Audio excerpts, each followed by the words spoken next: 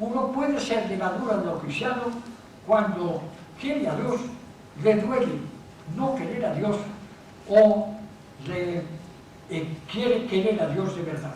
Es una especie de triángulo que si esto se da, esta persona ya actúa como levadura en los demás.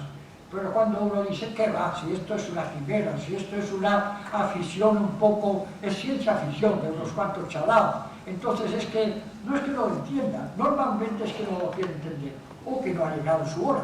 Hemos de entender que a veces hay personas que no le ha llegado su hora, y hay que esperar que le llegue su hora, porque el Señor se hace esperar, pero no se hace desesperar. Cuando uno lo busca de verdad, y esta verdad repercute en su corazón y repercute en su idea de verdad, de buscarlo, Cristo no se hace esperar. Yo soy testimonio de todo esto. Cuando uno lo ha buscado en espíritu y en verdad, Cristo no se deja enredar, sino que a veces lo que quiere es tentar a un apóstol, en lugar de contentar a un apóstol.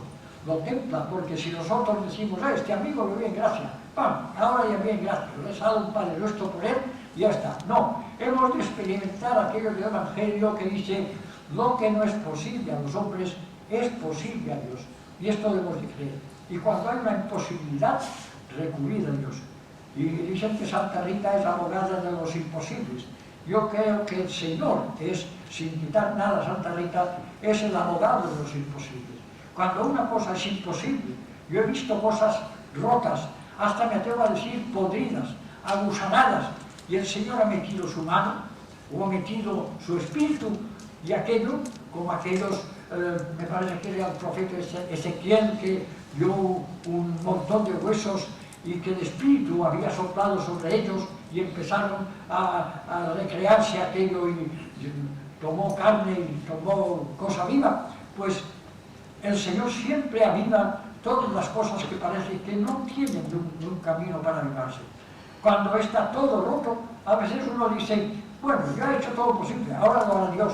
Yo creo que desde el principio hemos de pedir, porque uno dice, no, ya hemos hecho lo posible, ahora el Señor hará su voluntad. No, la voluntad del Señor empieza cuando nosotros hemos empezado a pensar en el Señor, y tenemos que pensar en el Señor siempre y en toda ocasión, para que sea Él el que manda. Yo creo que cuando uno empieza a tener fe, el Señor dice, quítate que yo tampoco al volante. Y si al volante de uno está el Señor, aquello siempre fructifica.